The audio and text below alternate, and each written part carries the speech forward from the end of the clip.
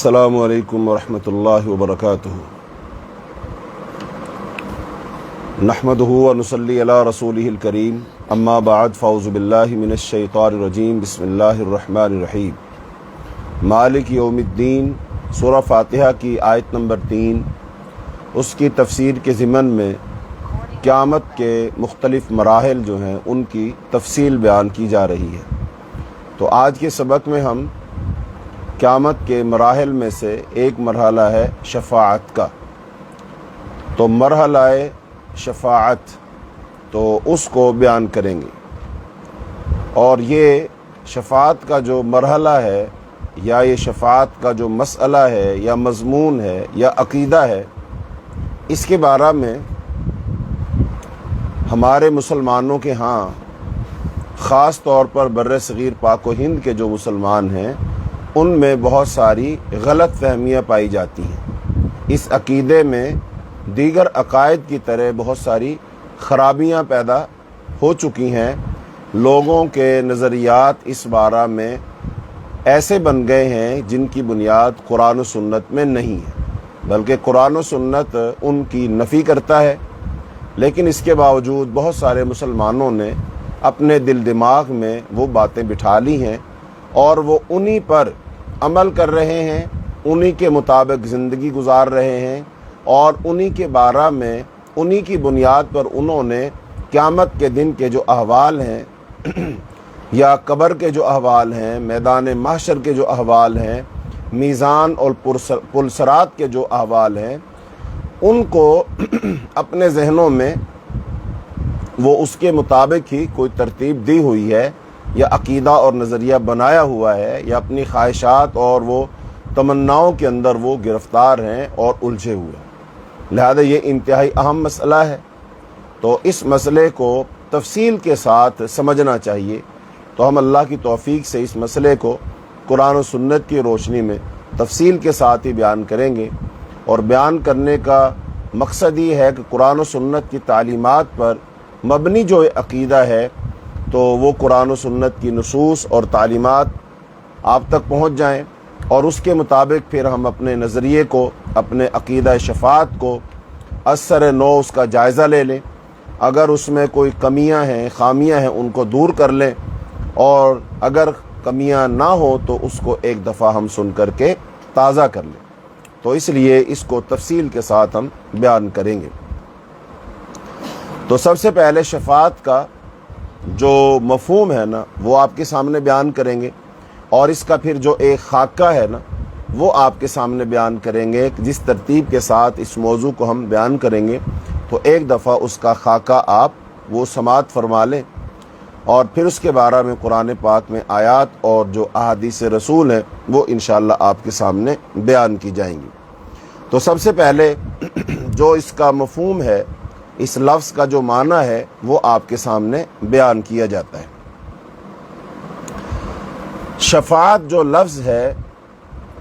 اس کا سادہ سا معنی اردو میں بنتا ہے، وہ ہے سفارش کرنا، سفارش۔ اور اس کی اگر ہم تعریف کریں یا اسی کو تھوڑا سا تفصیل سے بیان کریں تو اس کا مفہوم یہ بنتا ہے شفاعت کا کسی کم درجہ والے کی مدد کے لیے یا اس کے گناہوں کی معافی کے لیے کسی حاکم یا کسی صاحب اختیار و اقتدار کے پاس سفارش کے لیے جانا شفاعت کہلاتا ہے۔ تو یہ ہے اس کا مفہوم، یعنی سفارش کرنا۔ کسی بندے سے کوئی خطا ہوئی ہے، کوئی غلطی ہوئی ہے، تو اب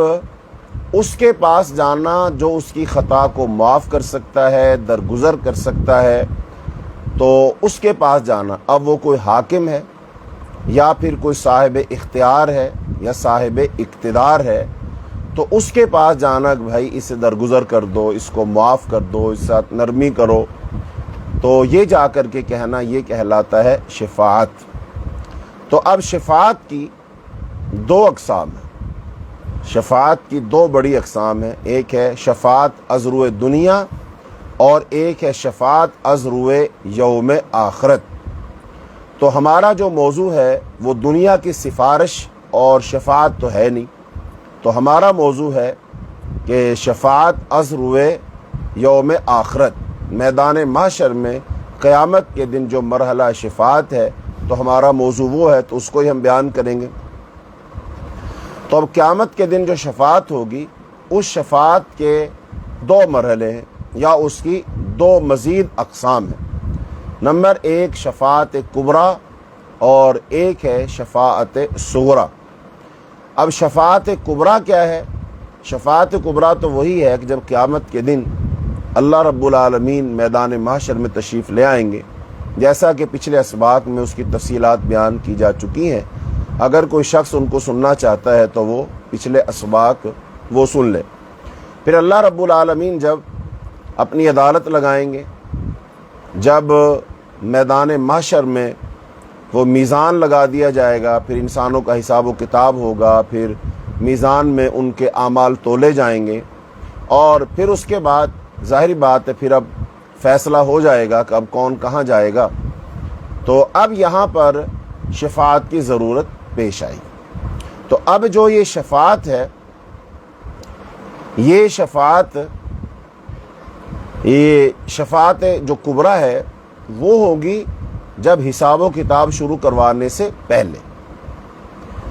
یعنی جب سب لوگ اللہ کی بارگاہ میں کھڑے ہوں گے اور وہ 50,000 سال کا دن ہوگا، لوگ پسینے کے اندر شرابور ہوں گے، بعض کا پسینہ بہہ بہہ کر ٹخنوں تک، کسی کا گھٹنوں تک، کسی کا ناف تک، کسی کا اس کی ہنسلیوں تک، اور کسی کا منہ تک، اور کسی کا پسینہ اس کے سر تک پہنچا ہوا ہوگا، اور اس انسان کے پسینے میں کشتیاں تک چلنے لگیں گی۔ تو اس وقت لوگ پریشان ہوں گے اور اللہ سے گزارش کریں گے کہ اللہ اس پسینے کے عذاب سے ہمیں نجات دے دے، بھلے ہمیں جہنم میں ہی پھینک دے۔ تو اس وقت تمام لوگ جمع ہو کر انبیاء کے پاس جائیں گے، اور انبیاء علیہم السلام پھر وہ سب سے پہلے وہ لوگ جائیں گے حضرت آدم علیہ السلام کے پاس۔ آدم علیہ السلام جب اس سے انکار کر دیں گے، پھر وہ جائیں گے حضرت نوح علیہ السلام کے پاس۔ نوح علیہ السلام بھی جب انکار کر دیں گے، پھر لوگ جائیں گے حضرت ابراہیم علیہ السلام کے پاس۔ حضرت ابراہیم علیہ السلام بھی جب انکار کر دیں گے تو پھر لوگ جائیں گے حضرت موسیٰ کے پاس، پھر حضرت عیسیٰ علیہ السلام کے پاس، اور سب سے آخر میں پھر جائیں گے حضرت محمد صلی اللہ علیہ وسلم کے پاس۔ تو پھر رسول اللہ صلی اللہ علیہ وسلم اللہ کی بارگاہ میں جائیں گے اور جا کر سجدہ کریں گے، اور لمبا سجدہ کریں گے۔ پھر اللہ تعالیٰ رسول اللہ صلی اللہ علیہ وسلم کو وہ کلمات سکھائے گا، وہ الفاظ سکھائے گا، جن الفاظ کو رسول اللہ صلی اللہ علیہ وسلم سجدے کی حالت میں اللہ کی تسبیح کے طور پر، عبادت کے طور پر وہ پڑھیں گے۔ پھر اللہ تعالیٰ جو رسول اللہ صلی اللہ علیہ وسلم سے ارشاد فرمائیں گے کہ آپ اپنا سر اٹھائیے، سل تؤتى واشفع تشفع، کہ آپ اپنا سر اٹھائیں، سر مبارک اٹھائیے، جو سوال کریں گے وہ آپ کو دے دیا جائے گا، جس کی سفارش کریں گے سفارش قبول کر لی جائے گی۔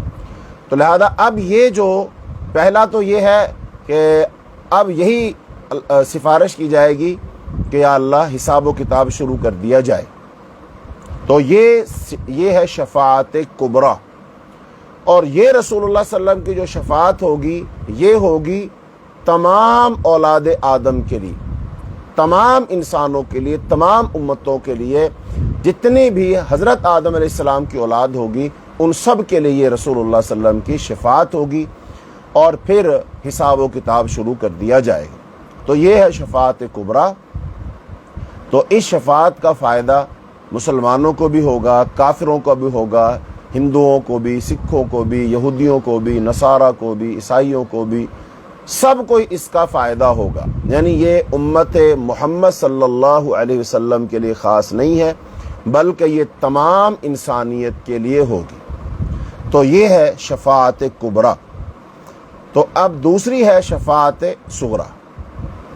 ابھی جو شفاعت صغریٰ ہے نا، اس شفاعت صغریٰ کے بارے میں مسلمانوں کے اندر بڑی غلط فہمی ہے۔ اب شفاعت صغریٰ سے مراد کیا؟ کہ جو رسول اللہ صلی اللہ علیہ وسلم کی شفاعت ہوگی اور صرف اپنی امت کے لیے ہوگی۔ تو اب اس بارے میں بڑی غلط فہمی ہے۔ تو یہاں پر میں چند ایک سوالات جو ہے وہ چھوڑتا ہوں، اور پھر بات کو ہم آگے بڑھائیں گے اور ان سوالوں کے جواب بھی ہم دیں گے۔ لیکن جو غلط فہمیاں ہیں نا، وہ شفاعت صغریٰ کے حوالے سے ہیں۔ نمبر ایک، اب یہ جو شفاعت ہے، کیا بذات خود یہ شفاعت کی خواہش کرنا، تمنا کرنا، آرزو کرنا، جیسا کہ ہمارے ہاں دعا کرتے ہیں مسلمان کہ یا اللہ ہمیں رسول اللہ صلی اللہ علیہ وسلم کی شفاعت نصیب فرما، تو اب یہ دعا کرنا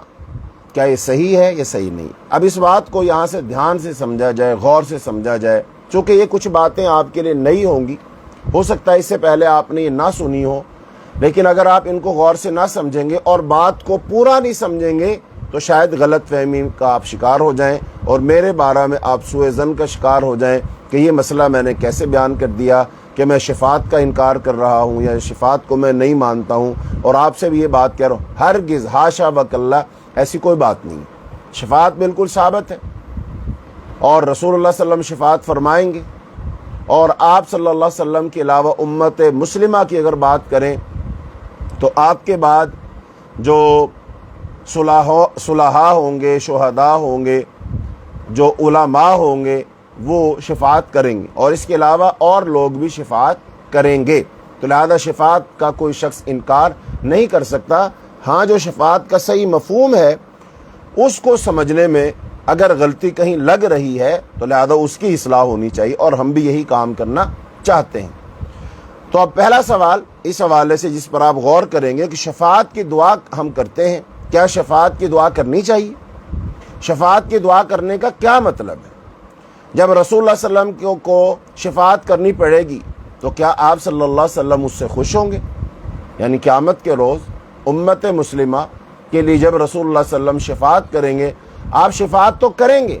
اور آپ کے شفاعت کرنے سے اللہ تعالیٰ لوگوں کو معاف بھی فرمائے گا،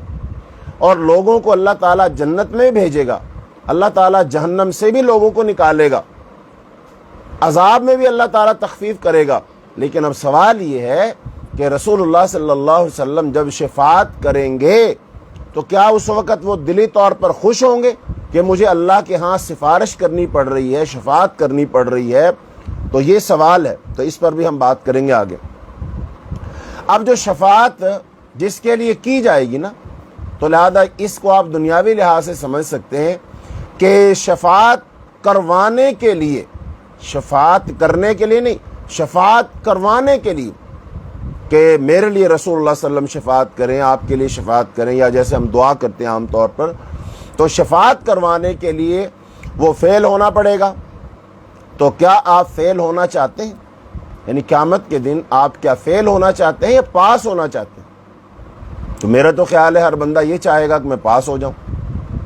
کوئی بھی نہیں چاہے گا کہ ہم فیل ہو جائیں۔ لہذا شفاعت وہاں پر کس کے لیے ہوگی؟ جو فیل ہو جائے گا، اور جو پاس ہو جائے گا اس کو شفاعت کی سفارش کی ضرورت ہی نہیں پڑے گی۔ تو لہذا کیا آپ فیل ہونا چاہتے ہیں یا پاس ہونا چاہتے ہیں؟ تو اب رسول اللہ صلی اللہ علیہ وسلم امتی کے پاس ہونے سے خوش ہوں گے یا فیل ہوں گے؟ یعنی رسول اللہ صلی اللہ علیہ وسلم کیا چاہیں گے کہ ہم فیل ہو جائیں اور رسول اللہ صلی اللہ علیہ وسلم ہماری شفاعت کریں، سفارش کریں، یا ہم سب پاس ہو جائیں اور سفارش نہ کرنی پڑے؟ تو کیا رسول اللہ صلی اللہ علیہ وسلم دونوں باتوں میں سے کیا چاہیں گے؟ اچھا، اب جو فیل ہو جائیں گے نا لوگ، یعنی جن کو شفاعت کی ضرورت پڑے گی، جو لوگ فیل ہو جائیں گے، تو ان کے دو مرحلے ہوں گے۔ پہلا مرحلہ کیا ہوگا کہ وہ بندہ فیل ہو گیا ہے، وہ بندہ فیل ہو گیا، وہ ناکام ہو گیا، اس کے گناہ زیادہ ہو گئے، لہذا اب یہ بندہ ابھی جہنم میں نہیں گیا لیکن اس نے جانا جہنم میں، لہذا جہنم میں جانے سے پہلے پہلے اس کو شفاعت نصیب ہو جائے، اس کی شفاعت کر دی جائے، رسول اللہ صلی اللہ علیہ وسلم اس کی شفاعت کر دیں۔ اور دوسرا مرحلہ یہ ہے کہ جب لوگ فیل ہو گئے اور فیل ہو جانے کے بعد وہ ان کو جہنم میں ڈال دیا گیا، اور جب وہ جہنم میں چلے گئے پھر جہنم میں جانے کے بعد ان کی سفارش کی جائے، پھر اللہ تعالیٰ سفارش کی وجہ سے ان کو جہنم سے نکالے اور اللہ تعالیٰ ان کو پھر جنت میں بھیج دے۔ یہ دو مرحلے ہو گئے۔ تو لہذا اب اہم بات یہ ہے کہ فیل ہو جانے والوں کی تقسیم از روئے قابل شفاعت اور ناقابل شفاعت۔ اب انتہائی اہم بات اور پوائنٹ یہ ہے کہ جب لوگ فیل ہو جائیں گے نا، جب فیل ہو جانے کا مطلب یہ کہ اب یہ جہنم میں جائیں گے، لہذا اب جو یہ فیل ہو جائیں گے اور جہنم میں اب یہ جائیں گے، اب ان میں سے کچھ لوگ تو وہ ہوں گے جو قابل شفاعت ہوں گے، قابل سفارش ہوں گے، ان کی سفارش کی جا سکے گی، اور دوسرے لوگ وہ ہوں گے کہ جو فیل بھی ہو گئے، اب جائیں گے بھی جہنم میں، اور وہ ہوں گے بھی مسلمان لیکن وہ ناقابل شفاعت ہوں گے، ان کی شفاعت کی نہیں جا سکے گی، ان کی شفاعت رسول اللہ صلی اللہ علیہ وسلم بھی نہیں کریں گے، ان کی شفاعت رسول اللہ صلی اللہ علیہ وسلم بھی نہیں کر سکیں گے۔ اب ایسے بد نصیب لوگ کون ہوں گے؟ تو لہذا یہ بھی انتہائی اہم بات ہے، یعنی قابل شفاعت کون اور ناقابل شفاعت کون۔ اب اس حوالے سے ایک اہم بات یہ ہے کہ میدان محشر میں جب مرحلہ شفاعت آئے گا تو کون کون شفاعت کر سکے گا؟ تو لہذا جو شفاعت کر سکیں گے، سب سے پہلے تو رسول اللہ صلی اللہ علیہ وسلم شفاعت کریں گے،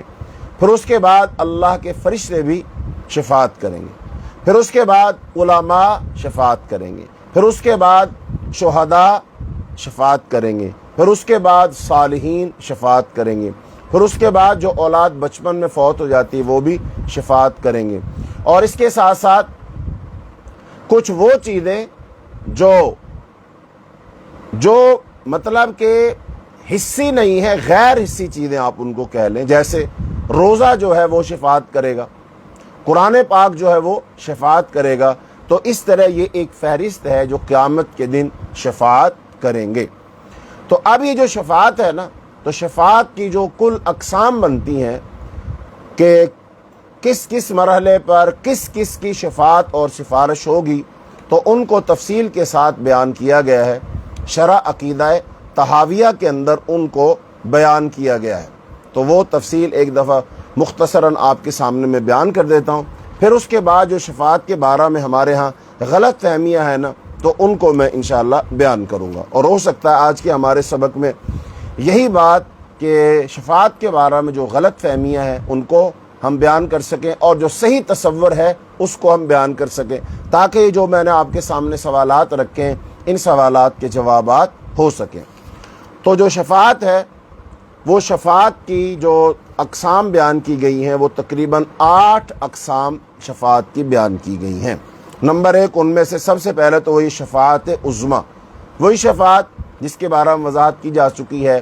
کہ یہ حساب و کتاب شروع ہونے سے پہلے، جب لوگ قیامت کے دن اللہ کی بارگاہ میں سب جمع ہو جائیں گے، اور لوگ پھر وہ 50,000 سال کا جو دن ہے، اور اس میں جو گرمی کی شدت ہے، سورج جو بالکل قریب آ جائے گا، اور لوگ برہنہ اللہ کی عدالت میں کھڑے ہوں گے اور پھر پسینے کے عذاب میں مبتلا ہوں گے، لہذا پھر سارے کے سارے لوگ مل کر جائیں گے، اور رسول اللہ صلی اللہ علیہ وسلم پھر اللہ کی بارگاہ میں جا کے سجدہ کریں گے، اور اللہ سے یہ گزارش کریں گے کہ اللہ حساب و کتاب شروع کر دیجئے۔ تو یہ ہوگی شفاعت عظمیٰ، اور یہ ہے پہلی قسم۔ اور دوسری شفاعت کی قسم وہ ہے کہ رسول اللہ صلی اللہ علیہ وسلم ان لوگوں کی سفارش کریں گے جن کی نیکیاں اور برائیاں برابر ہیں، نیکیاں اور برائیاں برابر ہیں۔ وہ کہاں ہوں گے؟ جن کی نیکیاں اور برائیاں برابر ہو جائیں گے وہ ہوں گے آراف پر۔ قرآن پاک میں سورہ آراف ہے نا، تو آراف ایک جگہ ہے، ایک مقام ہے جو جنت اور جہنم کے درمیان میں ہے، تو یہاں پر ان کو ٹھہرایا جائے گا، تو آپ صلی اللہ علیہ وسلم ان کی سفارش کریں گے، یعنی انہیں جن کی نیکیاں اور برائیاں برابر ہیں تو آپ ان کی سفارش کریں گے، اور آپ اس لیے سفارش فرمائیں گے تاکہ انہیں جنت میں داخل کیا جا سکے۔ دوسری قسم، تیسری قسم شفاعت کی یہ ہے کہ کچھ لوگوں کے بارے میں حکم ہوگا کہ انہیں دوزخ میں بھیج دیا جائے، انہیں دوزخ میں بھیج دیا جائے، یعنی یہ فیل ہو چکے ہیں، یہ ناکام ہو چکے ہیں، ان کے گناہ زیادہ ہو گئے اور اب یہ جہنم میں جائیں گے، لہذا اب حکم ہو جائے گا ان کو جہنم میں بھیج دیا جائے، لیکن آپ صلی اللہ علیہ وسلم ان کی شفاعت کریں گے، تو آپ کی سفارش سے انہیں دوزخ بھیجنے سے روک لیا جائے گا۔ یہ تیسری قسم کی شفاعت۔ اور چوتھی قسم یہ ہوگی کہ جو لوگ جنت میں داخل ہو گئے ان کے درجات کی بلندی کے لیے آپ صلی اللہ علیہ وسلم سفارش کریں گے کہ اللہ ان کے درجات بلند فرما دیجئے۔ اور شفاعت کی 5ویں قسم یہ ہوگی کہ کچھ لوگوں کے بارے میں آپ شفاعت فرمائیں گے کہ انہیں بلا حساب جنت میں داخل کر دیا جائے، تو ان کو بلا حساب جنت میں داخل کر دیا جائے گا، جیسا کہ مشہور حدیث ہے، حضرت عکاشہ بن محسن کی حدیث ہے کہ آپ صلی اللہ علیہ وسلم نے ان کے حق میں دعا کی کہ اللہ پاک انہیں 70,000 لوگوں میں سے شامل فرما کہ جن کو بلا حساب و کتاب جنت میں داخل کیا جائے گا۔ تو یہ 5ویں قسم ہوگی۔ اور شفاعت کی 6ٹھی قسم یہ ہے کہ عذاب کے مستحق لوگوں سے آپ کی شفاعت کے ساتھ عذاب میں کچھ تخفیف کی جائے گی، یعنی عذاب تو انہیں ہوں گے تو وہ جہنم میں، لیکن ان کا عذاب تھوڑا سا ہلکا کر دیا جائے گا۔ اور شفاعت کی 7ویں قسم یہ ہے کہ آپ تمام ایمانداروں کے لیے جنت میں داخلہ کی سفارش فرمائیں گے۔ اور شفاعت کی 8ویں قسم جو ہے یہ ہے وہ قسم کہ جب لوگ جہنم میں چلے جائیں گے اور پھر جہنم سے ان کو نکالا جائے گا۔ لیکن کیسے نکالا جائے گا؟ آپ کی شفاعت سے، کہ امت میں جو کبیرہ گناہوں کا ارتکاب کرنے والے ہیں، کبائر کا ارتکاب کرنے والے لوگوں کے حق میں آپ صلی اللہ علیہ وسلم شفاعت کریں گے، جنہیں گناہوں کی سزا میں دوزخ میں بھیجا گیا ہوگا، پھر آپ کی شفاعت سے انہیں نکالا جائے گا۔ تو اس شفاعت میں آپ صلی اللہ علیہ وسلم کے ساتھ انبیاء بھی شامل ہوں گے، فرشتے بھی شامل ہوں گے، صالحین بھی شامل ہوں گے۔ تو یہ مختلف جو ہیں لوگ رسول اللہ صلی اللہ علیہ وسلم کے ساتھ اس میں شامل ہوں گے۔ اور آپ صلی اللہ علیہ وسلم کو جو جہنم میں لوگ چلے گئے ہوں گے ان کو جہنم سے نکالنے کا کتنی دفعہ موقع ملے گا؟ تو وہ 4 دفعہ موقع ملے گا۔ 4 دفعہ آپ صلی اللہ علیہ وسلم ان کی سفارش کریں گے اور ان کو جہنم سے نکلوائیں گے۔ تو یہ ہے شفاعت کی جو اقسام ہیں، مختلف لوگوں کی جو سفارش یا شفاعت رسول اللہ صلی اللہ علیہ وسلم فرمائیں گے، تو یہ اس کی 8 اقسام بن جاتی ہیں۔ لہٰذا اب آئیے شفاعت کے بارے میں جو غلط فہمیاں ہیں ان کو ہم بیان کریں، اور اس سے پہلے ایک انتہائی اہم بات، اس کو آپ سب لوگ نوٹ فرما لیں، اس کو ذہن میں رکھ لیں۔ جو یہ بات ہوئی نا کہ کون قابل شفاعت ہوگا اور کون قابل شفاعت نہیں ہوگا، تو سب سے پہلے اس بات کو سمجھنا چاہیے۔ رسول اللہ صلی اللہ علیہ وسلم نے ارشاد فرمایا، اللہ تعالیٰ نے ہر نبی کو ایک دعا کی اجازت دی تھی کہ بھئی تم اپنے لیے ایک دعا کر سکتے ہو، جو بھی دعا کرو گے اللہ اس کو قبول فرما لے گا۔ تو آپ صلی اللہ علیہ وسلم نے فرمایا وہ جو دعا ہے نا، تمام نبیوں نے وہ اپنی زندگی میں وہ دعا کر لی، یعنی کہ وہ موقع جو تھا اس سے فائدہ اٹھا لیے۔ آپ صلی اللہ علیہ وسلم فرمایا میں نے وہ دعا نہیں مانگی، اور میں نے اس دعا کو قیامت کے دن کے لیے بچا کے رکھا ہے کہ میں قیامت کے دن اپنی امت کو بخشوانے کے لیے وہ میں دعا کروں گا۔ تو آپ صلی اللہ علیہ وسلم نے فرمایا میں، اب یہ حدیث کا مفہوم ہے لفظ بلفظ، تو میں ترجمہ نہیں کر رہا ہوں، مفہوماً عرض کر رہا ہوں۔ تو آپ صلی اللہ علیہ وسلم فرمایا میں ہر اس آدمی کے لیے دعا کروں گا، سفارش کروں گا، شفاعت کروں گا جس آدمی نے شرک نہیں کیا ہوگا۔ یہ اہم بات، یعنی کہ وہ بندہ جس نے شرک کر لیا وہ تو قابل شفاعت ہے ہی نہیں، اس کی تو شفاعت ہوگی نہیں۔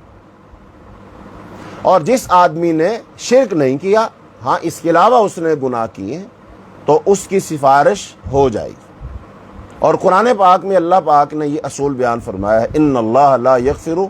ان یشرک بہ ویغفر دون ذلک لمن یشاء، کہ اللہ تعالیٰ جس نے شرک کیا اس کو معاف نہیں کرے گا، اس کے علاوہ جس کو چاہے گا اللہ تعالیٰ معاف فرما دیں گے۔ اور احادیث کا جو اس بارہ میں ہے ان سب کا اگر خلاصہ بیان کریں تو وہ یہی ہے کہ کوئی شخص اگر دنیا میں جتنے بھی گناہ کر لے اور اس کے گناہوں سے زمین بھر جائے، اس کے گناہوں کا ڈھیر لگنا شروع ہو جائے، اور ڈھیر لگتے لگتے لگتے لگتے اس کے گناہ آسمان تک پہنچ جائیں،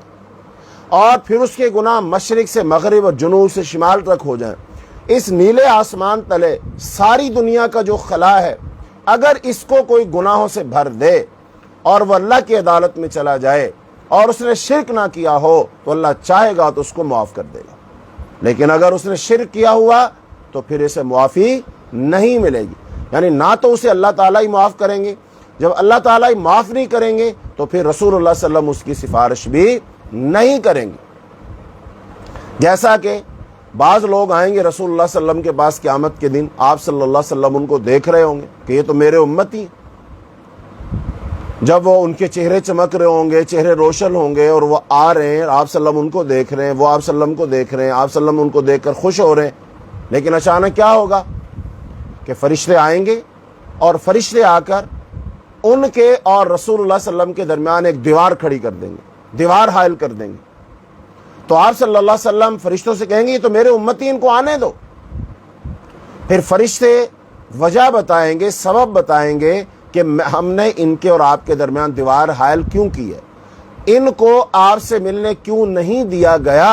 حالانکہ اس وقت رسول اللہ صلی اللہ علیہ وسلم اپنے حوض پر ہوں گے اور اپنے امتیوں کو حوض کوثر سے آپ پانی پلا رہے ہوں گے۔ تو لہٰذا ان لوگوں کو حوض کوثر کے پانی سے بھی محروم رکھا جائے گا، یہ حضور پاک سے ملاقات بھی نہیں کر سکیں گے، اور ان کو رسول اللہ صلی اللہ علیہ وسلم سے دور کر دیا جائے گا۔ پھر فرشتے کہیں گے آپ نہیں جانتے، فرشتے کہیں گے آپ نہیں جانتے کہ انہوں نے آپ کے بعد کون کون سے کام شروع کر دیے تھے، یعنی انہوں نے آپ کے بعد کچھ ایسے دین میں نئے کام نکال لیے تھے، ایجاد کر لیے تھے۔ اچھا، آپ صلی اللہ علیہ وسلم جب اس بات کو سنیں گے، فرشتوں سے آپ کو پتہ چلے گا، تو ایک تو یہ بات معلوم ہو گئی کہ حضور پاک کو نہیں پتا کہ انہوں نے کیا کیا کام کیے، وگرنہ جو آپ صلی اللہ علیہ وسلم معلوم ہو جانے کے بعد ان سے نفرت کا اظہار فرما رہے، تو اس کا مطلب ہے پھر رسول اللہ صلی اللہ علیہ وسلم پہلے ہی ان سے نفرت کا اظہار فرما لیتے۔ لیکن آپ صلی اللہ علیہ وسلم نے نفرت کا اظہار، بیزاری کا اظہار کب کیا؟ جب فرشتوں نے بتا دیا۔ تو اس کا مطلب رسول اللہ صلی اللہ علیہ وسلم غیب نہیں جانتے، آپ صلی اللہ علیہ وسلم غیب نہیں جانتے، غیب صرف اور صرف اللہ جانتا ہے۔ اس حدیث سے یہ بات معلوم ہو رہی، چونکہ اب ہمارا موضوع علم غیب نہیں ہے تو اس لیے ہم اس کو یہیں چھوڑتے ہیں اور آگے بڑھتے ہیں کہ یہ لوگ جب رسول اللہ صلی اللہ علیہ وسلم کی طرف آ رہے ہوں گے تو ان کے درمیان اور اللہ کے رسول کے درمیان دیوار حائل کر دی جائے گی۔ آپ کہیں گے یہ میرے امتی ہیں، فرشتے کہیں گے جی آپ کو نہیں پتا انہوں نے آپ کے بعد کیا کام کیے تھے، تو انہوں نے دین میں نئے نئے کام ایجاد کر لیے تھے۔ جب آپ صلی اللہ علیہ وسلم یہ سنیں گے تو آپ فرمائیں گے سوکن لمن غیر آبادی، ان لوگوں کو مجھ سے دور کر دو، بلکہ دفعہ دور کر دو کہ جنہوں نے میرے بعد دین کو بدل دیا۔ تو یہاں سے پتہ چلا کہ یہ جو لوگ ہیں یہ ہیں تو مسلمان، ہیں تو امت مسلمہ، ان کے اعضائے وضو تو چمک رہے، لیکن رسول اللہ صلی اللہ علیہ وسلم ان سے نفرت کا اظہار کریں گے۔ تو جو لوگ دنیا میں بدعات ایجاد کریں گے ان سے اللہ کے رسول نفرت کا اظہار کریں گے۔ تو جو کوئی شرک کرے گا تو شرک بہت بڑا گناہ ہے، تو جس گناہ کے بارے میں فرمایا اللہ تعالیٰ اس کو معاف نہیں کریں گے، تو جو بندہ شرک کا ارتکاب کر کے میدان محشر میں پہنچے گا اس کی معافی نہیں ہے۔ ہاں، اگر اس نے مرنے سے پہلے توبہ کر لی، اس نے توبہ کر لی سچے دل سے اور اس نے شرک چھوڑ دیا، ہاں پھر اللہ تعالیٰ اس کو معاف کر دے گا، چاہے گا تو معاف کر دے گا۔ لیکن اگر کوئی شخص شرک بھی کرے اور پھر وہ بغیر توبہ کیے فوت ہو جائے تو پھر قیامت کے دن یہ بندہ شفاعت سے محروم ہوگا، چونکہ اس نے ایک ایسا جرم کر لیا ہے جو ناقابل معافی ہے، جو ناقابل شفاعت جرم ہے۔ لہذا اس لیے ہمیں شرک سے اپنے آپ کو بچانا چاہیے۔ اور شرک سے کون بچے گا؟ شرک سے وہی بچے گا جو شرک کو پہچانے گا، جو علم حاصل کرے گا کہ شرک کیا ہے، توحید کیا ہے۔ لہذا ضروریات دین میں سے ہے کہ انسان یہ پہچانے کہ عقیدہ توحید کیا ہے، اور پھر شرک کیا ہے، پھر شرک کی اقسام کیا ہے، توحید کی اقسام کیا ہے، توحید کی تعریف کیا ہے، شرک کی تعریف کیا ہے، اس کو پہچاننا چاہیے۔ چونکہ اگر آپ اس کو پہچانیں گے نہیں تو پھر آپ شرک سے کیسے بچیں گے؟ اب آپ دیکھیں گے کہ جو عقیدہ شفاعت کے بارے میں جو خرابیاں ہیں، جو بگاڑ ہے، ان میں سے یہی ہے کہ لوگوں نے اللہ کی جناب میں، اللہ کے کاموں میں، اللہ کے اختیارات میں، اللہ کی مخلوق میں سے لوگوں کو شریک بنا رکھا ہے، اور ان کو وہ اسی نظریے اور اسی عقیدے کے ساتھ پکارتے ہیں کہ یہ لوگ جو ہیں قیامت کے دن ہمارے سفارشی بن جائیں گے اور ہماری سفارش کر دیں گے۔ تو بہرحال اب آئیے عقیدہ شفاعت کے بارے میں جو مسلمانوں میں خرابیاں پائی جاتی ہیں، گڑبڑ پائی جاتی ہے اور غلط فہمیاں پائی جاتی ہیں وہ، تو سب سے پہلے شفاعت کے بارے میں قرآن پاک کی کچھ آیات سماعت فرما لیں۔ اللہ رب العالمین نے قرآن پاک میں ارشاد فرمایا، یہ سورہ زمر ہے اور آیت نمبر ہے 43 اور 44، آیت نمبر 44 اور 43 سورہ زمر۔ فرمایا ام اتخذوا من دون اللہ شفعاء قل اولو کانوا لا یملکون شیئا ولا یعقلون قل للہ الشفاعۃ جمیعا، کیا ان لوگوں نے اللہ کے سوا اور سفارشی بنا لیے، سفارشی شفاعت کرنے والے بنا لیے؟ ان سے کہو کہ اگرچہ وہ کسی چیز کا بھی اختیار نہ رکھتے ہوں اور نہ کچھ سمجھتے ہوں، اور ان سے کہہ دو کہ سفارش تو تمام تر اللہ کے اختیار میں ہے۔ تو اب یہ جو لوگ اللہ کے علاوہ بھی سفارشی بناتے ہیں، تو آگے فرمایا اللہ تعالیٰ نے سورہ مدثر آیت نمبر 48 میں فما تنفعهم شفاعت الشافعین، اور اگر بالفرض کوئی سفارش کرے گا تو یہ ان کو کچھ نفع نہیں دے گی، کچھ فائدہ نہیں دے گی۔ آگے سورہ بقرہ آیت نمبر 123 میں فرمایا واتقوا یوما لا تجزی نفس عن نفس شیئا ولا يقبل منها عدل ولا تنفعها شفاعت ولا هم ينصرون، اور اس دن سے ڈرو جس دن کوئی شخص کسی کے کام نہ آئے گا اور نہ کسی کے حق میں کوئی سفارش سنی جائے گی اور نہ کسی سے کسی طرح کا بدلہ قبول کیا جائے گا اور نہ لوگوں کو کسی طرح کی مدد پہنچ سکے گی۔ پھر آگے سورہ بقرہ آیت نمبر 255 میں فرمایا من ذا الذی یشفع عندہ الا باذنہ، یعنی کہ آیت الکرسی میں فرمایا کون ہے جو اس کے سامنے اس کی اجازت کے بغیر کسی کی سفارش کرے۔ پھر سورہ انبیاء آیت نمبر 28 میں ارشاد فرمایا ولا یشفعون الا لمن ارتضی،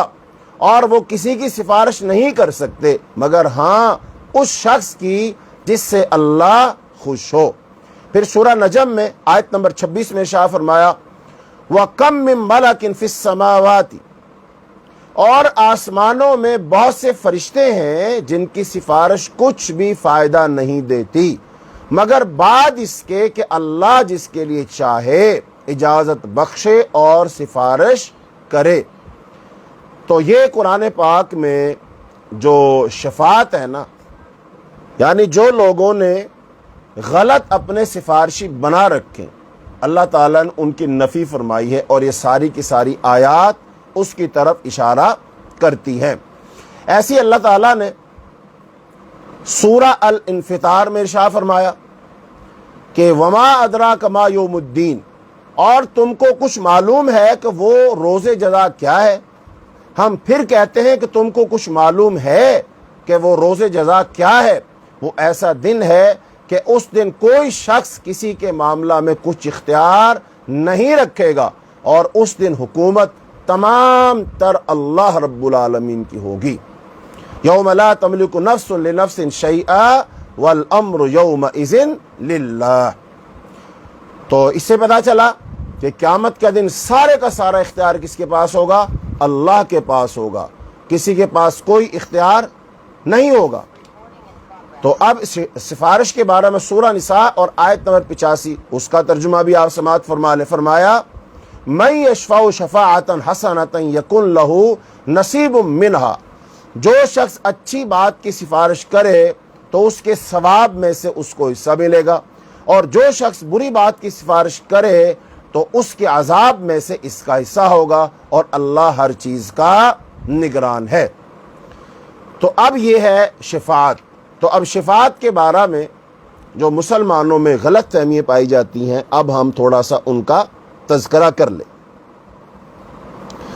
مسلمانوں میں اللہ رب العالمین کی ذات کے بارے میں خرابی یہ پائی جاتی ہے کہ لوگ اللہ تعالیٰ کو نہ قیاس کرتے ہیں دنیاوی لوگوں اور ان مختلف منصبوں پر فائز لوگوں پر، کہ دیکھو جی جیسے ایک جج ہوتا ہے تو جج سے بات کرنی ہو تو پھر وکیل، وکیل کرواؤ گے، وکیل تمہاری بات جج سے کروائے گا، اس جج کی عدالت میں وکیل جو ہوگا وہ آپ کا مقدمہ لڑے گا، آپ براہ راست جج سے بات نہیں کر سکتے۔ اب گویا لوگوں نے یہاں پر اللہ تعالیٰ کی عدالت کو اور اللہ تعالیٰ کے قیامت کے دن کے معاملات کو لوگوں کے ساتھ وہ ملا دیا، لوگوں جیسے سمجھ، اس پر انہوں نے قیاس کر لیا، حالانکہ قرآن میں اللہ فرماتے لیس کمثلہ شیء، اللہ کی مثل کوئی چیز نہیں۔ تو اس کا مطلب یہ پہلی وجہ ہے، یہ پہلی خرابی ہے، یہ پہلا تصور غلط ہے جو عقیدہ شفاعت کے بارے میں ہے، یہ پہلا ہی غلط ہے۔ تو لہذا عقیدہ توحید اور ذات الہی کی کما حقہ معرفت نہ ہونے کی وجہ سے بہت سارے جاہل مسلمانوں نے یہ سمجھ رکھا ہے کہ انبیاء اور صالحین سفارش کرنے اور معافی دلانے کے منصب پر فائز ہیں، کہ یہ جو نیک لوگ ہیں نا، بزرگ ہیں، اولیاء ہیں، صلحاء ہیں، شہداء ہیں، اتقیاء ہیں، انبیاء ہیں، کہ یہ قیامت کے دن ایسے منصب پر فائز ہوں گے کہ یہ ہمیں معافی دلا دیں گے، ہم جو ان سے کہیں گے ہمیں کروا دیں گے۔ ایسی بات نہیں ہے، یہ بات غلط ہے کہ انبیاء اور صالحین سفارش کرنے اور معافی دلانے کے منصب پر فائز ہیں، یہ غلط ہے۔ اور جس طرح انسانوں میں وزیر کی سفارش کے بغیر بادشاہ کے یہاں کوئی کام نہیں بنتا، اسی طرح ان فلاں اور فلاں کے بغیر اللہ تعالیٰ نہ دعائیں سنتا ہے نہ عبادت قبول کرتا ہے۔ اور جب اللہ اور بندوں کے درمیان سفارش کا واسطہ حائل ہے تو کتنے مسلمان ہیں جو اس سفارش پر بھروسہ کر کے دنیا ہی میں ان انبیاء اور صالحین سے گناہ کی بخشش اور سفارش چاہتے ہیں،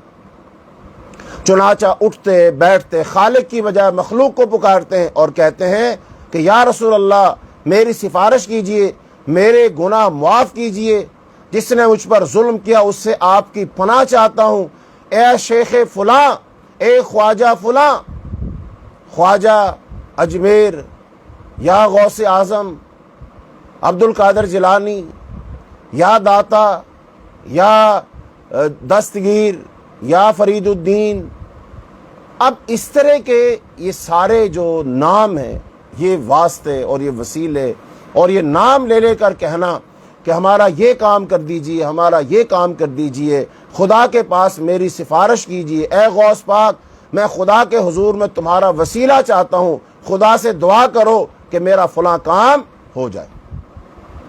اب یہ سب فوت ہو چکے ہیں، اب ان فوت شدگان کے بارے میں اس طرح کے نظریات رکھنا یہ کئی لحاظ سے غلط ہے۔ تو اس فاسد عقیدے کے اندر دو بڑی خرابی ہیں۔ اب یہ جو شفاعت کا عقیدہ ہے اس کے بارے میں یہ جو غلط فہمیاں ہیں، اس سے دو بڑی خرابیاں مزید لازم آتی ہیں۔ پہلی یہ کہ غیر اللہ کو پکارنا اور اس سے فریاد کرنا جو گناہ کبیرہ اور سب سے بڑا شرک ہے۔ دوسرے خالق و مخلوق کو ایک سطح پر رکھنا اور یہ سمجھنا کہ پیغمبروں، فرشتوں، پیروں اور فقیروں کی سفارش کے بغیر خدا کے یہاں بھی کوئی کام نہیں بن سکتا، جیسے دنیاوی بادشاہ لشکر و سپاہ کے بغیر نہ حکومت کر سکتا ہے اور نہ ہی کوئی شخص وزراء اور شاہی کارندوں کا وسیلہ لیے بغیر اس کے دربار میں وہ بازیاب ہو سکتا ہے۔ لہذا یہ ساری کی ساری خرابیاں اس وجہ سے آ رہی ہیں چونکہ پہلا عقیدہ خراب ہے۔ تو یہ ذہنیت تمام تر جہالت کی پیداوار ہے۔ اہل جاہلیت بھی، رسول اللہ صلی اللہ علیہ وسلم کے زمانے کے جو مشرکین تھے، ابو جہل، عتبہ، شیبہ، اہل جاہلیت بھی بتوں کی پرستش یہ سمجھ کر کرتے تھے قیامت کے دن وہ اللہ کے یہاں ان کی سفارش کریں گے، جبکہ اس کے بالمقابل اسلام نے روز اول سے ان دیواروں کو ہمیشہ گرایا ہے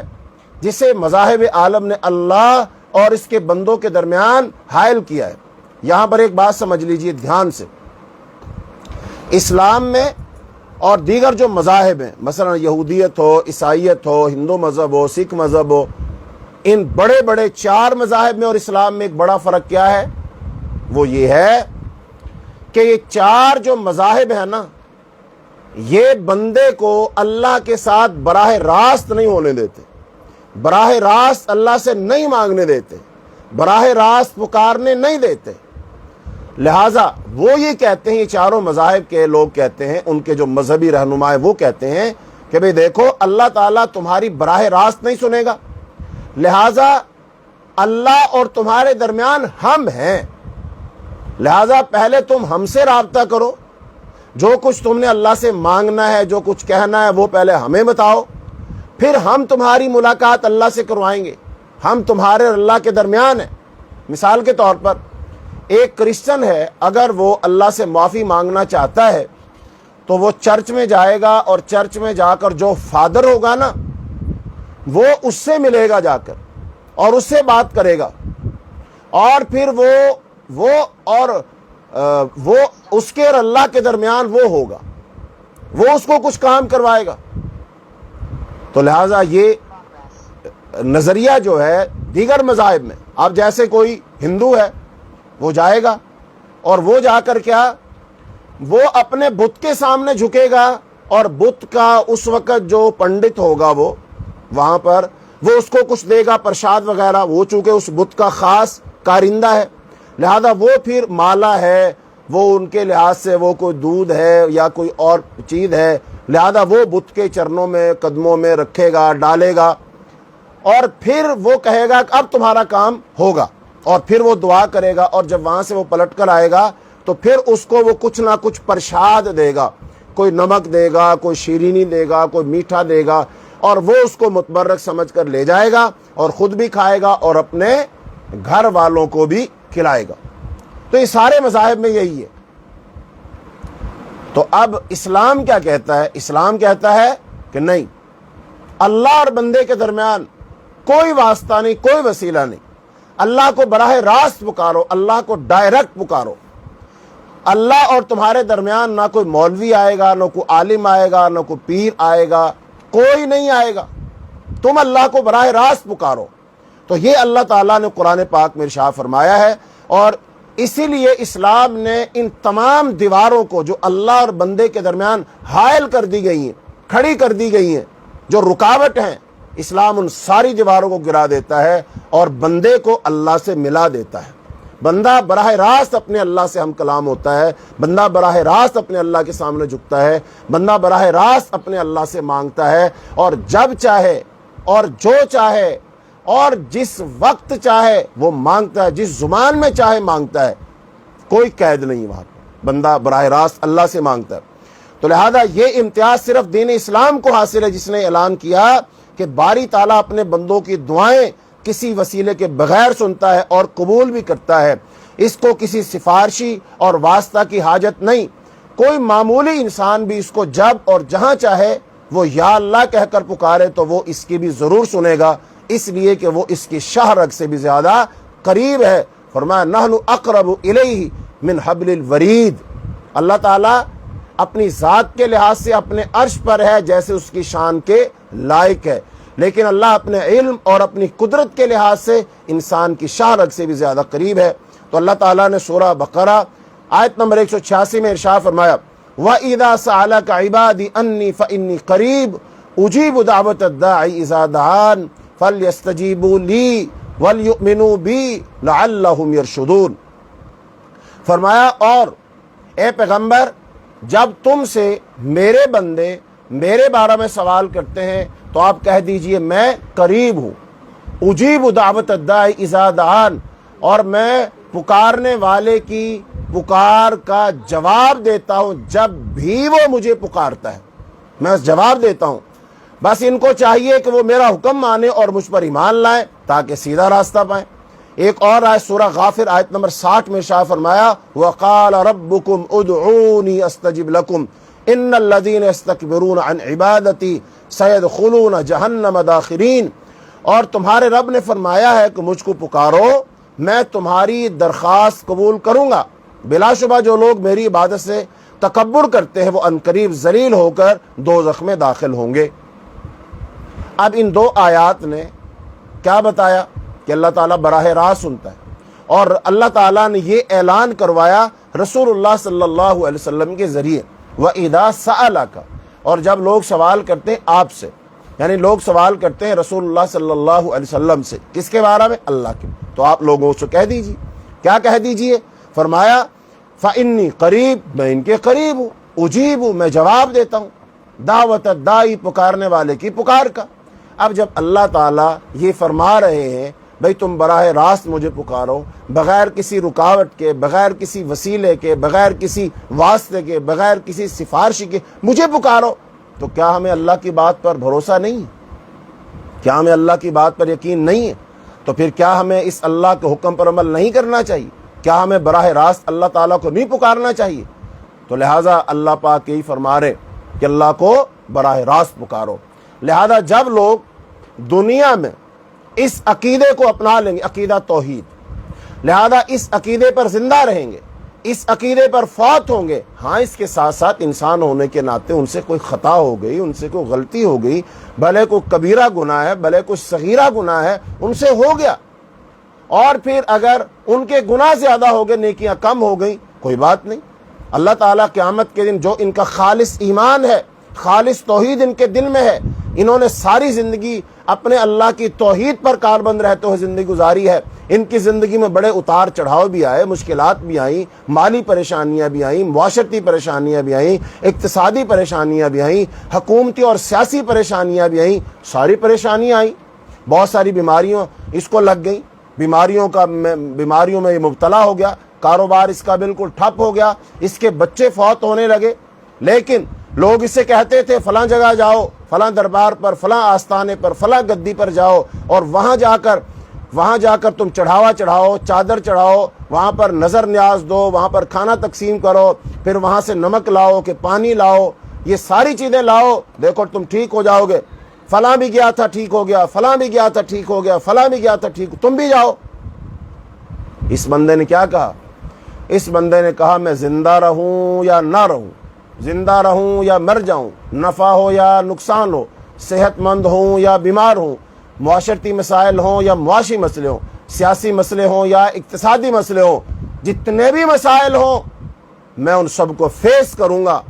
لیکن اللہ کے ساتھ کسی کو شریک نہیں کروں گا، نہ فرشتوں کو، نہ جنوں کو، نہ انسانوں کو، نہ اولیاء اللہ کو، نہ شہداء و صدیقین کو، حتیٰ کہ میں انبیاء میں سے کسی نبی کو بھی شریک نہیں کروں گا۔ لہذا یہ بندہ اس عقیدے کے ساتھ، اس ایمان کے ساتھ، اس توکل اور بھروسے کے ساتھ فوت ہو گیا، بھلے گناہ کر کے فوت ہوا، تو قیامت کے دن اللہ کی بارگاہ میں ایک قابل شفاعت ہوگا، اللہ تعالیٰ اس کے حق میں شفاعت قبول فرمائیں گے۔ تو اس لیے یہ مسلمانوں کے اندر غلط فہمی۔ اچھا، اب یہاں پر بہت سارے لوگوں کے اندر ایک غلط فہمی یہ ہے کہ دیکھو جی پھر تو دعا بھی تو کرواتے ہیں نا، جب دعا کروا سکتے ہیں تو شفاعت کیوں نہیں کروا سکتے؟ بھائی یہ بھی غلط بات ہے۔ اب دعا اور چیز ہے، سفارش اور چیز ہے، لہذا آخرت کی شفاعت کے بارے میں لوگوں کے اندر یہ جو غلط فہمیاں پائی جاتی ہیں، اور خاص طور پر وہ لوگ جو دنیا میں بدعات اور خرافات کا شکار ہوتے ہیں، یہ اہل بدعت اور یہ گمراہ لوگ، ان کی خام خیالی ہے اور جہالت ہے کہ وہ انبیاء اور صالحین کی شفاعت کو بہانہ بنا کر عمل سے فارغ ہو چکے ہیں، لیکن جاننا چاہیے کہ شفاعت کا یہ حکم دنیا سے متعلق ہے۔ رہی آخرت کی شفاعت تو اس میں شک نہیں کہ دنیا اور آخرت کی شفاعت میں زمین آسمان کا فرق ہے، چنانچہ ادنا درجہ کا مسلمان بھی جانتا ہے کہ حکم اور اقتدار اس روز صرف اور صرف اللہ تعالیٰ کا ہوگا، اس لیے وہاں شفاعت صرف اللہ تعالیٰ کے حکم سے ہوگی، اور خالص جو توحید پرست لوگ ہوں گے، موحد ہوں گے، توحید پر زندہ رہے، توحید پر فوت ہوئے، ان کے لیے ہوگی۔ مشرکوں کو اس شفاعت سے ذرہ برابر فائدہ نہیں ہوگا۔ چنانچہ اس روز کے بارے میں اللہ رب العالمین نے قرآن پاک میں ارشاد فرمایا، اور تم کو کچھ معلوم ہے کہ وہ روز جزا کیا ہے؟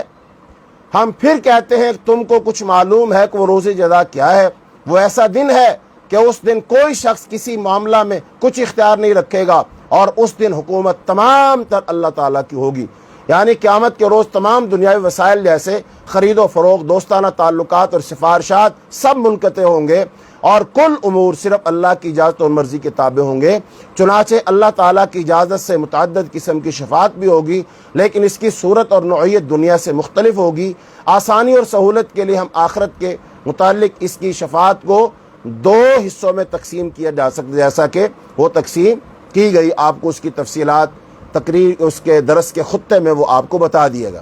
بہرحال اہل جاہلیت جو یہ عقیدہ رکھتے ہیں کہ جن بتوں کی وہ پرستش کرتے ہیں قیامت کے دن وہ اللہ کے یہاں ان کی سفارش کریں گے، اسی طرح اہل بدعت اور ضلالت اور گمراہ لوگ جو یہ سمجھتے ہیں کہ فرشتے، نبی، رسول، اولیاء، صالحین، صدیقین، شہداء یا کسی اور کی شفاعت ان کو حاصل ہوگی، اور ہر دو شفاعتوں کا آخرت میں کوئی وجود بالکل نہیں ہوگا۔ تو قرآن پاک میں اللہ تعالیٰ نے متعدد مقامات پر یہ بات لوگوں کو سمجھائی ہے اور بتائی ہے کہ دیکھو جو تمہارا یہ نظریہ ہے اور تم نے اپنے یہ نظریات بنا لیے ہیں، لہذا یہ تمہارے نظریات بالکل باطل ہیں، غلط ہیں، ان کا تمہیں کوئی فائدہ ہونے والا نہیں ہے۔ ہاں جی، اب آئیے کہ جو شفاعت ہے اس کے بارے میں جو مزید غلط فہمیاں ہیں، ان میں سے یہ جو ہم دعا کرتے ہیں نا، ہم دعا کرتے ہیں، بعض لوگ دعا کرتے ہیں، میں نے سنا دعا مانگتے ہیں کہ یا اللہ مجھے روز قیامت حضور پاک کی شفاعت نصیب فرما۔ اس دعا کا کیا مطلب ہے؟ یہ بغیر سوچے سمجھے دعا مانگی جاتی ہے۔ اس کا مطلب کیا بنتا ہے پتہ ہے؟ اس کا مطلب یہ بنتا ہے کہ یا اللہ مجھے قیامت کے دن تو فیل کر دے، قیامت کے دن میرے گناہ زیادہ ہو جائے، اور پھر رسول پاک صلی اللہ علیہ وسلم میری سفارش کریں۔ اس کا مطلب یہ بنتا ہے آپ فیل ہونا چاہتے ہیں۔ شفاعت کا تصور کیا ہے صحیح؟ اب اس کو آپ ایک مثال سے سمجھے پہلے۔ وہ مثال یہ ہے، اور اس مثال پر سبق کا ہم اختتام کریں گے، اور باقی تفصیلات انشاءاللہ اگلے سبق میں ہوں گی۔ اس کی مثال یہ ہے کہ ایک شخص ہے، اس کے دو بیٹے ہیں، دونوں اسکول جاتے ہیں۔ فرض کر لیجئے 8ویں جماعت کا امتحان ان کا ہوا۔ اب ایک بچہ وہ ہے کہ جو فرض کر لیجئے 1000 نمبروں میں سے وہ 950 نمبر لیتا ہے، کلاس کو ٹاپ کرتا ہے، ایک گریڈ حاصل کرتا ہے، اس کے استاد خوش ہیں، اس کو انعام دیا جاتا ہے، اس کو اسٹیج پہ بلایا جاتا ہے، ہیڈ ماسٹر صاحب اس کی حوصلہ افزائی کرتے ہیں، اس کے گلے میں ہار ڈالتے ہیں، اس کو شیلڈ دی جاتی ہے۔ ایک بچہ یہ ہے۔ اب آپ نے دیکھنا ایک باپ کے دو بیٹے ہیں، وہ باپ کس بیٹے کی کارکردگی سے خوش ہوگا اور وہ باپ کیا چاہے گا؟ اسی باپ کا دوسرا بیٹا ہے، وہ انتہائی نالائق ہے اور وہ فیل ہو گیا، لیکن وہ فیل ہوا ہے، اس سے کہا گیا کہ آپ جاؤ اسکول میں اور جا کر ہیڈ ماسٹر سے آپ سفارش کرو تو وہ آپ کے بچے کو پاس کر کے اگلی کلاس میں بھیج دے گا۔ اب یہ باپ جاتا ہے شرماتا ہوا، نظریں جھکا کر، اور جا کر ہیڈ ماسٹر سے بات کرنے کی کوشش کرتا ہے، لیکن اس سے پہلے جی میں ڈرتا ہے، گھبراتا ہے کہ ہیڈ ماسٹر ڈانٹ نہ دیں، مجھ سے کہیں گے بھائی تمہارا بچہ فیل ہو گیا تو اس کو پاس میں کیسے کروں، تو وہ تو فیل ہو گیا، وہ تو لائق نہیں ہے، وہ تو نالائق ہے، لہذا اگر اس کو ہم پاس کریں گے تو پھر تو اور بچے پاس کرنے پڑیں گے، یہ تو خلاف قاعدہ اور ضابطہ بات ہو جائے گی۔ لہذا یہ ساری باتیں من میں سوچتا ہے وہ، اور سوچ کر وہ چلا جاتا ہے، اور وہ پھر سفارش کرتا ہے، اور اس کی سفارش کرنے سے ہیڈ ماسٹر کچھ باتیں اس کو سناتا ہے، نصیحت کرتا ہے، کچھ اس کو باتیں سناتا ہے، کچھ اس کو شرمندہ کرتا ہے، لیکن بہرحال اس کی بات مان لیتا ہے اور اس کو وہ پاس کر کے اگلی کلاس میں بھیج دیتا ہے۔ اب آپ ایمانداری سے بتائیے، یہ باپ ان اپنے دونوں بیٹوں میں سے کس سے خوش ہوگا؟ جو اپنی محنت کے بل پر پاس ہوا، نہ صرف پاس ہوا بلکہ اس نے اس کا نام روشن کیا، اور دوسرا بچہ جو فیل ہوا، نہ صرف فیل ہوا بلکہ اس کے فیل ہونے کی وجہ سے باپ کو شرمندگی اٹھانی پڑی۔ تو یہ باپ کون سے بیٹے سے خوش ہوگا؟ یہ باپ کیا چاہے گا؟ اور وہ بیٹا کیا چاہے گا کہ میرا باپ آ کر ہر دفعہ میری سفارش کرے؟ اگر آپ کو یہ مثال سمجھ آ گئی ہے، اب آپ اس کو لے چلیے۔ قیامت کے دن رسول اللہ صلی اللہ علیہ وسلم کے دو امتی ہوں۔ ایک امتی وہ ہے جس نے ساری زندگی اللہ کی اطاعت کی، رسول اللہ صلی اللہ علیہ وسلم کی اطاعت کی، حلال و حرام کی تمیز کی، زندگی میں اللہ سے ڈرتا رہا اور کوئی ایسا کام غلط کام نہیں کیا، اللہ کی بندگی کی ہے، عبادت کی ہے، سارے احکام مانے، لہذا یہ قیامت کے دن پاس ہو گیا، اس کے نیک اعمال زیادہ ہو گئے، یہ پاس ہوا، نہ صرف پاس ہوا، اچھے نمبروں میں پاس ہوا، اللہ اس سے خوش ہے۔ اللہ نے اس کو خوش ہو کر اپنے عرش کا سایہ دے دیا، اس کو اللہ تعالیٰ نے اپنے میدان محشر میں اس کے لیے نور کا منبر لگوایا اور اس کو بلا کر وہاں بٹھایا، اللہ اس سے راضی اور خوش ہے، اور اس پر رسول اللہ صلی اللہ علیہ وسلم بھی رشک فرما رہے کہ یہ میرا کیا امتی ہے، اس نے کمال اللہ کی اطاعت کی ہے، فرمانبرداری کی، اللہ کے دین کو مانا ہے، اور اس نے کمال اطاعت اور بندگی کر کے یہ دنیا سے آیا اور اللہ اس سے کتنا خوش ہو گیا۔ ایک امتی یہ ہے۔ دوسرا امتی وہ ہے کہ جسے اللہ سخت ناراض ہے، فرشتے اس کی پٹائی کر رہے ہیں، اس کو مار رہے ہیں، وہ فیل ہو چکا ہے، ناکام ہو چکا ہے، اب اس کو فرشتے گھسیٹ رہے ہیں اور گھسیٹ کر، منہ کے بل گھسیٹ کر اس کو جہنم میں پھینکا جا رہا ہے۔ اب وہ چیخ رہا ہے، وہ چلا رہا ہے، اللہ تعالیٰ اس کو ڈانٹ رہے ہیں، بات نہیں کر رہے ہیں، کلام نہیں کر رہے ہیں، غضبناک ہو رہے ہیں اللہ تعالیٰ۔ لیکن پھر رسول اللہ صلی اللہ علیہ وسلم اللہ کی بارگاہ میں جاتے ہیں، اللہ سے سفارش کرتے ہیں، اللہ کو مناتے، اللہ تعالیٰ رسول اللہ صلی اللہ علیہ وسلم کی سفارش قبول کر کے اس کو جہنم سے نکال کر اس کو جنت میں بھیج دیتے ہیں۔ اب آپ ذرا اندازہ لگائیے رسول اللہ صلی اللہ علیہ وسلم ان دونوں امتیوں میں سے کس سے خوش ہوں گے؟ کس سے خوش ہوں گے؟ ظاہری بات ہے اس سے خوش ہوں گے نا جو پاس ہو گیا، اچھے اعمال کی، اس نے شفاعت کی ضرورت نہ پڑی، سفارش نہیں کرنی پڑی، اللہ سے گزارش نہیں کرنی پڑی، اس سے اللہ کے رسول خوش ہوں گے۔ اور جس کی سفارش کرنی پڑی، جس نے برے کام کیے، جس سے اللہ ناراض ہوا، ظاہری بات اس سے تو اللہ کے رسول خوش تو نہیں نہ ہوں گے۔ لہذا اب جو لوگ یہ دعا کرتے ہیں کہ اللہ ہمیں رسول اللہ صلی اللہ علیہ وسلم کی شفاعت نصیب فرما، کیا مطلب؟ وہ کیا چاہتے ہیں؟ فیل ہونا چاہتے ہیں، وہ قیامت کے دن ڈانٹ کھانا چاہتے ہیں، وہ جہنم میں جانا چاہتے ہیں، وہ چاہتے ہیں ان کے گناہ زیادہ ہو جائیں، ان کی نیکیاں کم ہو جائیں، رسول اللہ صلی اللہ علیہ وسلم کو تکلیف ہو، آپ اللہ کے سامنے شرمندہ ہو، یہ چاہتے ہیں وہ لوگ۔ تو اس لیے شفاعت کا مفہوم جو ہے نا یہ غلط فہمی ہے کہ قیامت کے دن اللہ کے رسول کی شفاعت نصیب ہو جائے، لوگ دعائیں کرتے ہیں۔ نہیں بھائی، جو دعا کیا کرنی چاہیے؟ دعائیں کرنی چاہیے کہ اللہ مجھے بغیر حساب کتاب کی جنت میں داخل فرما،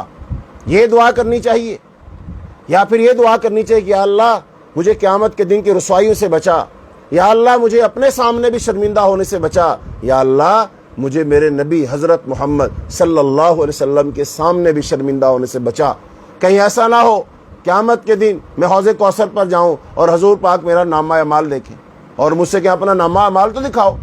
کیا کیا کر کے آئے ہو، کون کون سے کام کیے ہیں، تو لہذا میں کیا منہ دکھاؤں گا؟ میرا نامہ اعمال تو گناہوں سے بھرا ہوا ہے، نافرمانیوں سے بھرا ہوا ہے۔ جس نبی کے پاس میں پانی پینے جاؤں گا اس نبی کی نافرمانیاں کی ہیں، جس نبی کو میں اپنا سفارشی بناؤں گا اس نبی کی میں نے نافرمانی کی ہے، تو میں کس منہ سے جاؤں گا؟ کیا منہ دکھاؤں گا؟ کیا میں اس قابل ہوں، میں اس لائق ہوں کہ حضور پاک کا سامنا کر سکوں؟ ہاں یہ سوچئے، اس طرف دھیان دیجیے۔ تو اس کا مطلب دعا تو یہ کرنی چاہیے کہ اللہ بغیر حساب کتاب کی جنت میں داخل فرما، یا اللہ قیامت کے دن مجھے اپنے سامنے بھی رسوا ہونے سے بچا، رسول اللہ صلی اللہ علیہ وسلم کے سامنے سے بھی رسوا ہونے سے بچا، یا اللہ قیامت کے دن تو مجھ سے خوش ہو جا، یا اللہ میرا نبی بھی مجھ سے خوش ہو جائے، مجھ سے راضی ہو جائے، یا اللہ میرا نامہ اعمال میرے دائیں ہاتھ میں مل جائے، یا اللہ میری نیکیاں زیادہ ہو جائیں، میرے گناہ کم ہو جائیں۔ یہ دعائیں مانگنی چاہیے، لیکن یہ دعا مانگتے ہیں کہ ہمیں حضور پاک کی شفاعت نصیب فرما۔ لہذا اب شفاعت کا مفہوم آپ سمجھ رہے ہیں نا، شفاعت کا مفہوم میں کیا بیان کرنا چاہ رہا ہوں۔ میں یہ نہیں کہہ رہا شفاعت نہیں ہوگی، شفاعت تو ہوگی، میری بات کا غلط مطلب نہ لیا جائے۔ جو میں حقائق بتا رہا ہوں، جو آپ کو سمجھانے کی کوشش کر رہا ہوں، جو صحیح باتیں شفاعت کے بارے میں بتا رہا ہوں، ان کو ذہن میں لائیے، وہ صحیح تصور ہے۔ اور جب یہ صحیح تصور آپ شفاعت کا ذہن میں لے کر آئیں گے تو آپ کے اندر نیک عمل کرنے کا جذبہ پیدا ہوگا، آپ اطاعت کریں گے، آپ فرمانبرداری کریں گے، آپ نماز پڑھیں گے، آپ قرآن پر عمل کریں گے، آپ اسلام پر عمل کریں گے، آپ رسول اللہ صلی اللہ علیہ وسلم کی سیرت کو، سنت کو آپ اپنائیں گے۔ چونکہ یہ عقیدہ اور نظریہ تو وہ جو آپ کی جو جھوٹی وہ امیدیں ہیں وہ ساری کی ساری ٹوٹ جائیں گی، جو غلط نظریات بنے ہوئے تھے، جن پر تقیہ اور بھروسہ کر کے آپ بیٹھے تھے، یہ تو سارے سہارے ڈوب جائیں گے، سارے وسیلے ختم ہو جائیں گے، اور پھر آپ عمل کریں گے۔ اور وہ بات ذہن میں رکھیے، رسول اللہ صلی اللہ علیہ وسلم نے اپنی بیٹی سے فرمایا تھا، اپنی پھپھی سے فرمایا تھا، فرمایا یا فاطمہ بنت محمد، اے میری بیٹی فاطمہ، دنیا میں جو کچھ میرے پاس ہے اس میں سے کچھ مطالبہ کرنا لینا تو لے لے، وگرنہ قیامت کے دن تیرے عمل ہی تیرے کام آئیں گے۔ یہ مت سمجھنا تیرا باپ نبی ہے، فرمایا تیرے اعمال ہی تیرے کام آئیں گے، اور یہی بات آپ نے اپنی پھپھی سے فرمایا یا صفیہ بنت عبد المطلب، اے عبد المطلب کی بیٹی صفیہ، اے میری پھپھی جان، یہ مت سمجھنا تیرا بھتیجا نبی ہے لہذا دنیا میں عمل کرنا، قیامت کے دن تیرے اعمال ہی تیرے کام آئیں گے۔ یہ رسول اللہ صلی اللہ علیہ وسلم اپنی بیٹی حضرت فاطمہ الزہرا رضی اللہ تعالی عنہا جو حسنین کریمین کی والدہ ہے، جو حضرت علی رضی اللہ تعالیٰ عنہ کی زوجہ ہے، ان سے آپ فرما رہے ہیں۔ اور وہ فاطمہ جس سے اللہ کے رسول اتنا پیار کرتے تھے کہ جب کبھی وہ تشریف لاتی تو حضور پاک اپنی کالی کملی بچھا دیتے ان کے لیے، ان کو بٹھاتے، جب آتی تو ان کی پیشانی کو چومتے، جب سفر پر جاتے تو سب سے پہلے حضرت فاطمہ کے گھر جاتے، اور جب سفر سے آتے تو سب سے پہلے ان کے گھر جاتے۔ اتنا پیار، اتنا محبت اپنی اس بیٹی سے، اور اس بیٹی کو کیا فرما رہے کہ بیٹی عمل کرنا، قیامت کے دن تیرے اعمال تیرے کام آئیں گے۔ پھر ہم کس بات کی مولی ہیں؟ ہم کس بات کی مولی ہیں؟ اللہ کے رسول صلی اللہ علیہ وسلم نے اپنی بیٹی کو نصیحت کر کے امت کو پیغام دیا کہ میری امت کے لوگوں، جب میں اپنی بیٹی سے، جو میری سگی بیٹی ہے اور میں اسے اتنا پیار کرتا ہوں کہ وہ میرے جسم کا ٹکڑا ہے، وہ میرے جگر کا ٹکڑا ہے میری فاطمہ، جب میں اس کے بارے میں اس سے یہ کہہ رہا ہوں، اس کو آگاہ کر رہا ہوں کہ بیٹی عمل کرنا، تیرے اعمال تیرے کام آئیں گے، تو اے امت مسلمہ کے لوگوں، تم کس بات کی مولی ہو؟ تو پھر ہمیں اپنے عمل کرنے چاہیے، ہمیں نمازیں پڑھنی چاہیے، ہمیں دین کے جو سارے احکام ان پر عمل کرنا چاہیے، حلال و حرام کی پابندی کرنی چاہیے، ہمیں اپنا عقیدہ ٹھیک کرنا چاہیے، ہمیں عقیدہ توحید کو اپنانا چاہیے، شرک کو ہمیں چھوڑنا چاہیے۔ اور یہ سارے جو واسطے وسیلے ہم نے بنا رکھے ہیں اور وہ بنا کر کے ہم عمل سے فارغ ہو گئے ہیں، لہذا ہمیں وہ سارے ختم کرنے ہوں گے۔ تو یہ ہے عقیدہ شفاعت۔ تو باقی اس کی جو تفصیلات ہیں وہ انشاءاللہ الرحمن اگلے سبق میں ہم بیان کریں گے۔ اللہ رب العالمین سے دعا ہے اللہ ہمارے عقائد کی اصلاح فرمائے، اللہ ہمیں قرآن و سنت کا متبع بنائے، اللہ ہمیں شرک سے محفوظ فرمائے، اللہ قیامت کے دن کی رسوائیوں سے بچائے، اللہ ہم سب کو بغیر حساب کتاب کے اپنی جنت میں داخل فرمائے، اللہ ہمیں وہ کام کرنے کی توفیق عطا فرمائے جن سے وہ راضی اور خوش ہوتا ہے۔ اللہم وفقنا لما تحب و ترضى،